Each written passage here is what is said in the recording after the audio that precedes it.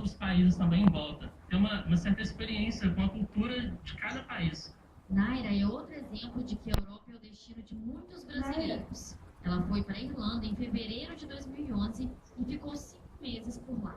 Você aprende a se virar sozinho, que antes você mora com seu pai, com sua mãe, tem tudo dentro de casa. Quando você vai para fora, você se vira para comer, para tomar banho, para lavar roupa, lavar louça, para tudo. A experiência foi tão boa que a próxima, se Deus quiser, vai ser a Austrália.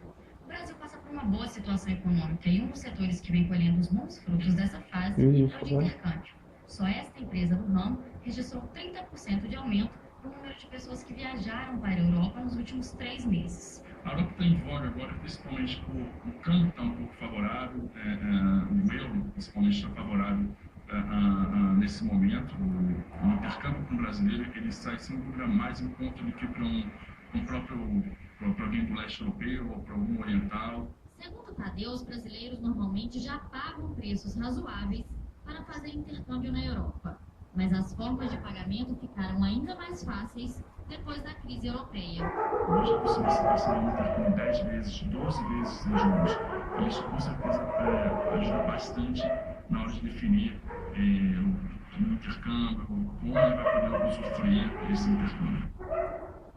Mas para que a experiência fora de casa seja proveitosa, é importante tomar alguns cuidados na hora de escolher a empresa que oferece o serviço. E é sobre isso que eu converso agora com Agatha Paixão, que é consultora de intercâmbio. Bem-vinda ao Jornal Minas. Agatha. Vamos começar dando as dicas aí para o nosso telespectador. Quais os principais cuidados antes de escolher um programa de intercâmbio? Na verdade, esse estudante ele tem que escolher uma boa agência. Isso ele pode saber através de amigos, através da internet, através se essa agência ela é associada à ABAV e se ela tem associação com a organização de viagens estudantis também. Existe uma dúvida muito comum entre os futuros intercambistas: ficar em casa de família ou ficar naqueles alojamentos, no próprio curso ou em grupo? Qual que é a sua opinião? É interessante ficar em casa de família sim, quando a gente fala de custo-benefício, mas para aquele estudante que é um pouco mais independente, as residências estudantis, como a gente chama, também facilitam bastante para estudante que quer ficar um pouco mais livre. Nessas casas de família, como é que faz caso o estudante não se adapte, não goste daquela relação ali, depois que ele já está no exterior? Ele tem que ter escolhido uma boa agência para ela poder dar o suporte aqui no Brasil e para essa agência ter uma boa relação com a escola que recebe esse estudante e que com certeza ele tem que ter um suporte dessa escola também para que haja uma troca de família. Agatha, para complementar a pergunta da Renata, caso ele tenha problemas nessa situação com a família, lá em outro país, na Europa, nos Estados Unidos, no Canadá, onde for, como é que eles podem fazer para ter um contato para resolver essa questão lá, sem ter que fazer isso com a agência aqui no Brasil? Esse contato é feito direto com uma pessoa que é responsável pelo departamento de acomodação dessa instituição.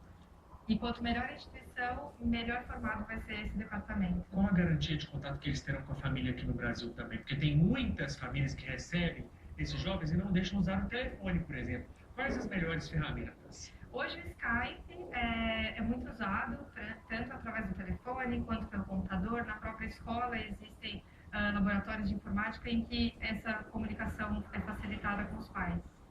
Qual a idade mínima para um adolescente que quer fazer um intercâmbio? Existe essa regra, Agatha? Hoje, essa regra tem mudado um pouco e a gente começa a enviar os estudantes a partir de 12 anos de idade. Nós temos também hoje muito comum o intercâmbio através, por exemplo, para um relacionamento de trabalho, network, também nós temos o coach. Como é que funciona esse tipo de intercâmbio? Essa demanda tem aumentado bastante, inclusive porque o mercado tem pedido com que os profissionais se preparem e tenham melhor formação no idioma. E isso tem aumentado e os profissionais têm se qualificado fora do Brasil. Eles podem ficar em casa de família também? As famílias recebem esse tipo de profissional? Recebem também, e existem casas de família específicas para atender esse público, que são as casas de família que recebem executivos. Para adiantar a vida do nosso telespectador que quer fazer o intercâmbio, quais os documentos necessários? Primeiro passo, o passaporte na mão. Esse é o fundamental. É o fundamental. Depois do passaporte na mão, a procura de uma boa agência com certeza faz a diferença. Muito obrigado pelas dicas. E se você quiser sugerir um tema aqui para o Direito do Cidadão, envie para a gente. Nosso e-mail é